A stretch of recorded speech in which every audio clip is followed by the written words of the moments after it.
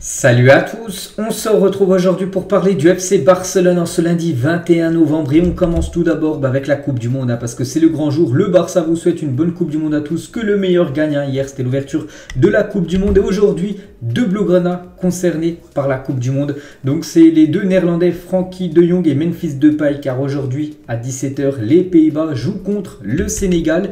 Donc voilà, Memphis Depay lui c'est pas sûr, je crois même qu'il est forfait pour cette rencontre, mais Frenkie de Jong lui devrait jouer, même commencer titulaire. Cette rencontre, une petite photo de Frenkie de Jong avant ce match là qui va démarrer là dans quelques minutes. Et Frenkie hier il était en conférence de presse avec la sélection néerlandaise. On va revenir sur quelques déclarations du milieu Blaugrana. Je n'ai jamais eu le sentiment que Xavi était contre moi aux médias. Il a dit qu'il était content de moi mais qu'il y a eu aussi la partie financière du club. Je pense que c'était difficile pour lui d'en parler. Ce n'est pas lui qui prend ces décisions là. Il revient par rapport à l'été dernier où bien sûr il était, enfin d'après ce qui sortait dans la presse les gars, qu'il était poussé vers la sortie pour quitter le club pour que le Barça récupère de l'argent. En gros il dit qu'il n'a jamais senti le sentiment que Xavi était contre lui, que Xavi voulait son départ. Toujours avec Frenkie, un jour un journal a publié les détails de mon contrat, je ne l'ai pas divulgué et en une seule autre partie était au courant, donc ça devait être le club qui l'avait fait. Il a également dit je suis très heureux à Barcelone, quand je joue c'est génial et en termes de vie, ici la vie est parfaite à Barcelone, je me vois à Barcelone le plus longtemps possible, personnellement j'espère encore 8 ou 10 ans, donc voilà, il compte rester encore longtemps du côté du Barça. Et toujours avec Frenkie de Jong, le jeu blâme ces gens, donc ceux du Barça qui voulaient qu'il parte l'été dernier, mais je n'irai rien. Mais je n'ai rien à voir avec eux.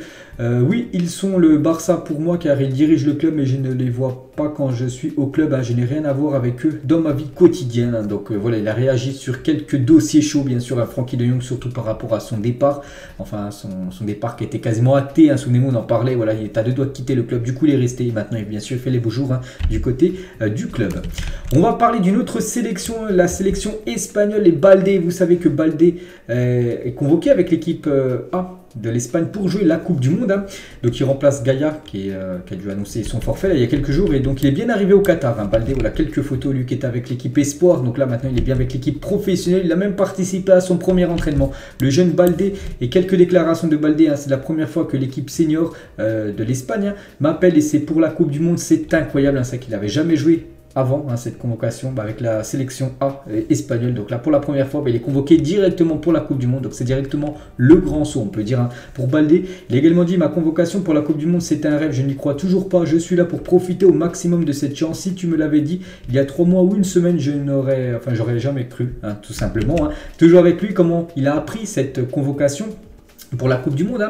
J'étais dans ma chambre avec Pablo Torre, puis Luis de la Fuente m'a appelé dans une salle de réunion et m'a annoncé la nouvelle, la très bonne nouvelle pour lui, qu'il allait jouer bien sûr cette Coupe du Monde. Il a également dit je me souviens de toutes les personnes qui m'ont aidé à arriver ici, à m'amener à la Coupe du Monde. Ma famille et mes amis les plus proches m'ont beaucoup aidé tout simplement. Donc on le félicite bien évidemment Baldé. Et il dit qu'il a surtout une très bonne relation d'amitié avec Nico Williams. Donc c'est un autre jeune attaquant espagnol. Donc il joue lui du côté de Bilbao. Donc j'ai une très bonne relation avec Nico Williams. C'est un super ami, quasiment son meilleur copain du côté de la sélection espagnole. Voilà une petite photo qu'il a pu publier sur sa story Instagram. Alejandro Baldé, on peut voir qu'il fait la une aujourd'hui du journal Le Sport, le jeune joueur Baldé. Pedri les gars, Pedri il est en conférence de presse avant le match de l'Espagne. L'Espagne joue, je crois que ça après-demain l'Espagne. Et hier il était interviewé. Je veux une finale Espagne-Argentine, je veux jouer contre Messi, je n'ai jamais joué contre lui, ça serait merveilleux d'affronter tout simplement l'Argentine en finale de Coupe du Monde. Toujours avec Pedri, toujours sur Léo Messi. Et le meilleur joueur que j'ai jamais vu avoir eu la chance de jouer avec lui est un honneur. C'est qu'ils ont évolué quelques matchs ensemble avant que Messi bien sûr quitte le club. Donc il a toujours une excellente attitude envers moi et m'a très bien traité dès le moment où je l'ai rencontré du côté du Barça. Toujours avec Pedri sur Messi. Messi avait l'habitude de nous donner des conseils sur la façon d'être calme pendant les matchs. Il nous a toujours dit de nous sentir libres sur le terrain et nous a appris à le faire. Quand quelqu'un comme Léo vous dit ça, c'est 3 fois plus que n'importe qui d'autre qui le dira. On peut comprendre, bien sûr, on peut totalement valider ce que dit Pedri. Et toujours avec lui, il revient aussi sur la blessure de Karim Benzema. Donc Benzema est blessé avec l'équipe de France, il est forfait, on lui souhaite un bon rétablissement à Benzema.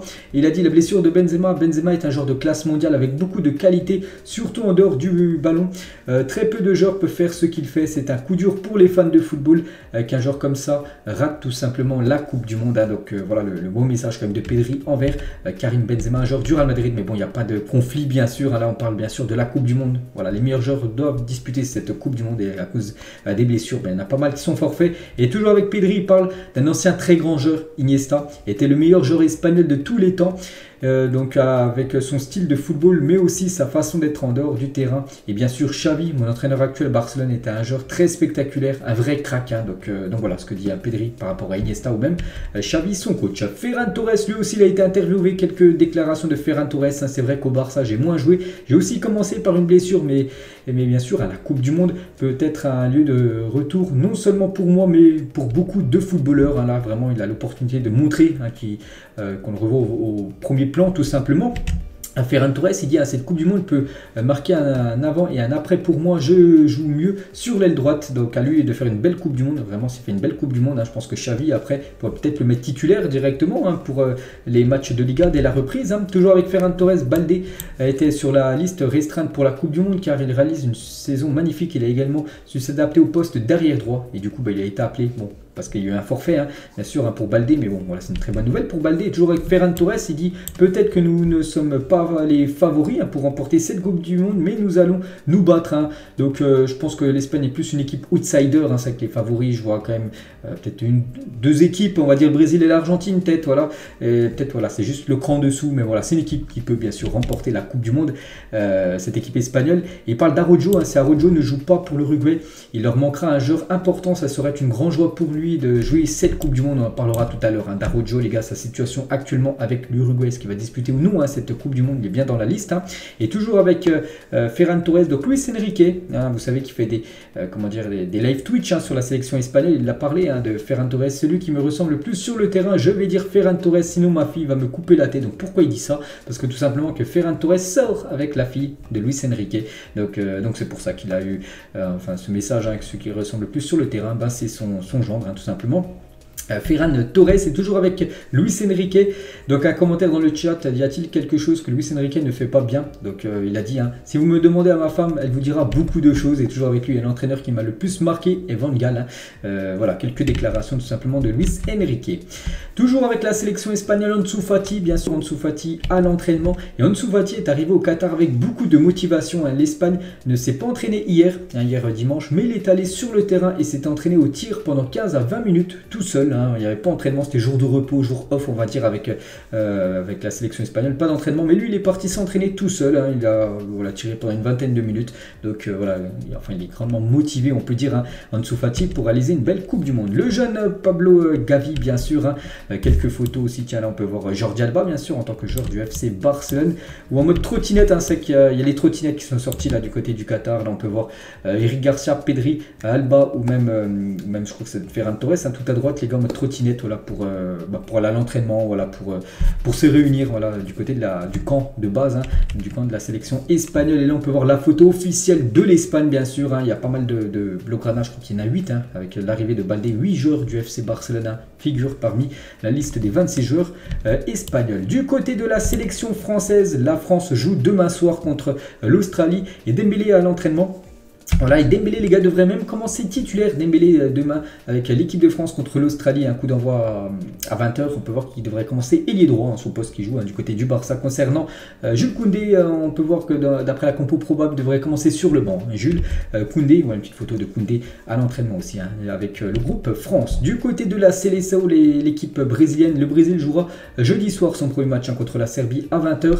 Rafinha, bien sûr, le seul joueur du Barça avec la Seleção. Voilà, quelques photos de Rafinha. On peut voir aussi Daniel Alves, hein, qui s'entraîne avec le Barça Athletic, qui est bien dans le groupe du Brésil. Voilà, quelques photos bien sûr de Rafinha avec toute la sélection brésilienne. Lewandowski avec la Pologne, bien sûr, pour préparer cette Coupe du Monde. La même chose pour Ter Stegen. Ter Stegen et l'Allemagne joueront, eux, ça sera mercredi, hein, pour le premier match de l'Allemagne. Je crois qu'en plus c'est un match ça doit être contre le Japon, hein, si je ne me trompe pas, pour l'Allemagne. On en reparlera bien sûr après-demain. On peut voir aussi Christensen, hein, qui joue demain, les gars, avec le Danemark. N'oubliez pas que le Danemark est dans le groupe de la France. Donc eux joueront contre la Tunisie. Demain, je crois que c'est à 17 h, hein, ce Danemark-Tunisie demain. Et Araujo, les gars, qu'on a parlé tout à l'heure avec l'Uruguay. L'Uruguay joue jeudi. Et Araujo a été exclu pour les 2 premiers matchs de l'Uruguay en Coupe du Monde. Voilà, il sera forfait pour les 2 premiers matchs, hein. Sa convalescence se passe mieux que prévu, mais ils ne prendront aucun risque avec lui. Donc il devrait peut-être jouer peut-être le troisième et dernier match des phases de poule contre le Ghana. Il pourra peut-être être rétabli plus et des autres, hein, bien sûr, si l'Uruguay se qualifie. Mais concernant les deux premiers, hein, il devrait quasiment être forfait. Hein, c'est quasiment sûr qu'on ne verra pas Araujo. On va continuer, là on a parlé bien sûr, toujours on va parler en première partie de la Coupe du Monde, hein, voilà, avec le Barça, tout ça, mais là maintenant on va passer au transfert les gars, parce que dès la fin de la Coupe du Monde, ben, quelques jours après, ben, ça sera l'ouverture du Mercato, et on va parler de quelques joueurs qui peuvent arriver hein, du côté du Barça, et le Barça a décidé de se joindre à la course hein, pour recruter Youssoufa Moukoko du Borussia Dortmund. Il rêve de rejoindre le club, hein, ce joueur d'après le journal Sport, ce joueur les gars fêté hier ses 20 ans, c'est 18 ans, désolé, voilà, hier c'était plutôt le 20, voilà, c'était le 20 novembre, il a fêté ses 18 ans, hier Youssoufa Moukoko. C'est un jeune joueur, il est majeur, puis voilà, il rêve de jouer du côté du Barça, hein, donc bien sûr un nom à surveiller. Luis Campos, le directeur sportif du PSG, a identifié Gundogan comme cible de transfert libre pour l'été prochain. Vous savez, Gundogan ciblé par l'équipe du Barça, mais aussi ciblé maintenant par le Paris Saint-Germain. Donc le Barça également, le milieu de terrain allemand sur son radar et pourrait se battre avec le club parisien pour sa signature l'été prochain. N'oubliez pas qu'il est en fin de contrat avec l'équipe de City, donc voilà, maintenant le Barça et le PSG sont sur Gundogan. Toujours avec le recrutement, on va parler de Bernardo Silva les gars, et le feuilleton Bernardo Silva, je pense que ça se fera, mais bon après ça sera bien évidemment un gros montant, et le joueur a de nouveau clairement indiqué qu'il était prêt à pousser pour signer à Barcelone. Il a une proposition de renouvellement qu'il exclurait si les Catalans franchissaient le pas, hein, de lui faire une proposition, bien sûr, un montant aux alentours de 80 millions d'euros. C'est que City, s'ils vendent Silva, c'est minimum 80 millions d'euros, donc lui vraiment il serait même ok pour repousser tout simplement la proposition de prolongation de contrat du côté de Manchester City. Donc vraiment il a une envie hein, vraiment d'aller du côté de la Liga, hein. Ce sera un top joueur hein, bien sûr hein. Donc après je pense pas que ça se fera cet hiver, ça se fera. Si ça se fait, ça sera plus l'été prochain, bien sûr, parce que c'est comme un gros montant. Je vois pas City lâcher quasiment l'un de ses meilleurs joueurs en plein milieu de saison. Et donc voilà les gars, c'est le gros feuilleton Bernardo Silva, je pense qu'on va en parler beaucoup là lors des prochains mois. Et il serait même, d'après une autre info, hein, les gars, même prêt à revoir son salaire à la baisse hein, pour rejoindre le FC Barcelone. Donc maintenant, voilà, c'est au Barça, bien sûr, de faire ce qu'il faut faire voilà, pour essayer de le recruter. On va parler de Frenkie de Jong. Donc Chelsea, Manchester United hein, sont toujours intéressés par Frenkie de Jong. Cependant, à moins que le Barça ne reçoive une offre hein, extrêmement élevée qu'il ne peut pas refuser, il veut rester avec le joueur qui veut également rester. Hein, voilà, en plus, on en a parlé tout à l'heure en début de vidéo, lui veut rester en plus 8 à 10 ans, il veut rester du côté du Barça, mais il est toujours bien sûr ciblé hein, par des autres équipes, hein, toujours Chelsea, Manchester United hein, sont toujours intéressés hein, par Frenkie de Jong. Et le Barça a noué des contacts avec Frenkie de Jong et Ter Stegen pour ajuster leur contrat et envisager une baisse de salaire afin que le club génère du fair play financier. Les deux joueurs ont été volontaires et réceptifs dans les négociations. C'est que c'est deux gros salaires quand même, le gardien Ter Stegen et Frenkie de Jong. Donc voilà, le Barça aimerait tout simplement qu'ils descendent un peu leur salaire voilà, pour que le Barça puisse tout simplement enregistrer des signatures, hein, parce que vous savez que le Barça a dû lever pas mal de leviers économiques hein, il y a quelques mois, et du coup ce serait bien voilà, que les joueurs fassent aussi un effort niveau salaire, voilà, qu'ils descendent un petit peu leur salaire pour pouvoir enregistrer des nouvelles signatures. Concernant ce joueur, Memphis Depay, donc Barcelone offre à Memphis Depay la possibilité de quitter le club gratuitement en janvier, mais le joueur ne l'acceptera pas. Les équipes intéressées jugent son salaire trop élevé. Hein. Voilà, c'est que c'est un gros salaire, puis s'il venait à quitter le club, il aimerait toucher le même salaire qu'il touche du côté du Barça, et ça bien sûr ça pose problème on va dire hein, pour les clubs intéressés hein, par Memphis Depay. Et Depay a rejeté l'équipe de Tottenham hein, cet été, enfin l'été dernier, et il n'envisage même pas de rejoindre Séville maintenant. Donc voilà, c'est aussi le gros feuilleton bien sûr, Memphis Depay. Et Ronald Koeman les gars, son ancien coach du côté du Barça ou même du côté de la sélection néerlandaise, il a dit Memphis est une personne formidable et un grand professionnel, tout ce qu'il fait, cela l'aide à concourir au niveau maximum. Il a également dit hein, quand c'était le coach des Pays-Bas sur Depay, hein, son ancien joueur, hein, je rencontre encore régulièrement Memphis à Barcelone quand il était jeune. J'ai dit à la presse qu'il agissait comme s'il avait déjà remporté 10 Ligues des Champions, ce qui était drôle, hein, car j'étais pareil à cet âge. Cependant, il s'est révélé plus tard être un très bon gars et je l'ai ressenti. Donc voilà, hein, ce que pense tout simplement Ronald Koeman hein, par rapport à Memphis Depay. Et les formules en gros, comment le Barça peut signer des joueurs en janvier, donc plusieurs critères, hein, donc déjà le départ de Depay, hein, ça rapporterait de l'argent et grâce à cet argent, le Barça pourrait acheter des joueurs, hein, bon pas un Bernardo Silva qui coûte 80 millions d'euros, mais voilà des joueurs à 10, 15, 20 millions d'euros, là ça peut être ok. Un accord avec Ter Stegen et De Jong pour baisser leur salaire, on en a parlé il y a quelques instants, et des revenus supplémentaires provenant de parrainage ou de matchs amicaux, voilà par exemple comme ce match qu'ils avaient joué, le Barça du côté de l'Australie, le dernier match de la saison dernière où le club a récupéré 5 millions d'euros, donc voilà dans les caisses, donc voilà en gros 3 critères on va dire où le Barça peut récupérer de l'argent pour pouvoir l'investir lors du mercato. Toujours avec Barcelone les gars, donc regardez les joueurs qui ont le plus joué lors de cette première partie de saison en Liga, donc sans surprise, bon c'est le gardien, voilà, Ter Stegen, plus de 1260 minutes, il a joué toutes les minutes possibles. Lewandowski en deuxième position, il a joué 1067 minutes, Pedri 1030 minutes et Baldé, quatrième, 973 minutes de jeu. Donc voilà les 4 joueurs qui ont joué le plus cette saison en Liga avec le Barça. Xavi les gars, c'est que s'il ne gagne pas de titre, il ne continuera pas en tant que manager. Cependant, il est convaincu que l'équipe pourra remporter des titres cette saison. C'est vrai que c'est aucun titre les gars, c'est encore saison blanche du côté du Barça. Même si c'est Xavi, une légende voilà, du club, je pense voilà, qu'il sera licencié. Voilà, parce que s'il n'y a pas la Liga, s'il n'y a pas la Coupe du Roi, s'il n'y a pas l'Europa League, s'il n'y a pas la Super Coupe d'Espagne, s'il n'y a que des échecs dans toutes les compétitions, même pas un titre, on ne voit pas comment Xavi peut continuer en tant que joueur du Barça. Bon, il reste encore 4 voire 5 trophées potentiels là, après la Coupe du Monde bien sûr pour Xavi de Barça, donc il en faut moins un, même plusieurs, ça sera encore mieux. Mais voilà, c'est à 0 les gars, il se fera licencier, c'est quasi sûr. Pablo Torre sera inscrit comme joueur de l'équipe première à partir de janvier et portera le numéro 16. Xavi lui fait tellement confiance qu'il a été le premier à dire non à son départ en prêt. Voilà, il ne voulait pas avoir du temps de jeu ailleurs, il préfère rester du côté du Barça même s'il a pas beaucoup de temps de jeu. L'entraîneur lui a assuré qu'il jouera plus désormais, peut-être dès la reprise les gars. Le Barça aurait dit à Pablo Torre, voilà, tu auras beaucoup plus de temps de jeu que lors de cette première partie de saison.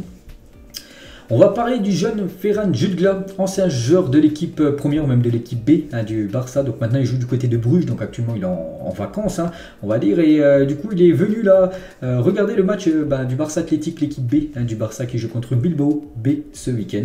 Donc voilà les retrouvailles on va dire de Ferran Jutgla avec ses anciens collègues. Kun Agüero, ancien joueur du Barça, ce n'est pas facile d'être entraîneur. Regardez Pep, il est devenu chauve à force de réfléchir. Voilà une petite déclaration de Kun Agüero. Il a également dit par rapport à Ter Stegen, qu'il a connu quelques matchs du côté du Barça. Ter Stegen n'a jamais compris mes blagues, il me regardait comme la personne la plus bizarre de tous les temps. Le gars était tellement sérieux, voilà, il essaie de lui dire des blagues. Kun Agüero à Ter Stegen très sérieux du côté du Barça, il rigolait même pas parce qu'il ne comprenait pas en gros les blagues de l'ex-joueur Blaugrana. Pedro les gars, ancien joueur du Barça, ancien joueur de l'Espagne, il a tout gagné bien sûr ce joueur. Si l'Espagne ne gagne pas la Coupe du Monde, je veux que l'Argentine soit la gagnante pour Léo Messi, bien sûr. La poule gagne, il y en a beaucoup vraiment du côté de l'Espagne. Si c'est pas l'Espagne qui gagne, ils veulent absolument que ce soit l'Argentine pour Léo Messi, pour qu'il remporte enfin cette Coupe du Monde. Et Léo Messi les gars et Cristiano Ronaldo, les deux GOAT réunis pour une pub incroyable, c'est pour une pub de la marque Louis Vuitton. Et voilà, les deux ensemble, on n'a jamais vu ça les gars, les deux ensemble sans que ça soit un montage, je vous parle vraiment d'une vraie photo. Donc ça a été le cas là. Ce week-end, et cette publication Instagram de Cristiano Ronaldo et Léo Messi, les deux ont mis cette publication sur leur compte, est devenue la publication la plus likée de l'histoire pour une personnalité. Bon, c'est sur le compte de Cristiano Ronaldo, plus de 33, quand je fais la vidéo je crois que ça a plus de 33, je crois que même ça a dû dépasser les 33 millions, et du coup c'est un record incroyable bien sûr, Léo Messi, Cristiano Ronaldo, on se souvient bien sûr de cette rivalité Barça-Real, Messi-Ronaldo, même si Ronaldo c'est un joueur du Real Madrid, on a adoré bien sûr voir cette rivalité lors des dernières années, ils ont fait une photo ensemble et c'est tout simplement magnifique. Donc voilà les gars ce qu'il y avait à dire aujourd'hui sur le FC Barcelone. J'espère que ça vous a plu. On se retrouve demain les gars concernant la prochaine vidéo. Ciao à tous.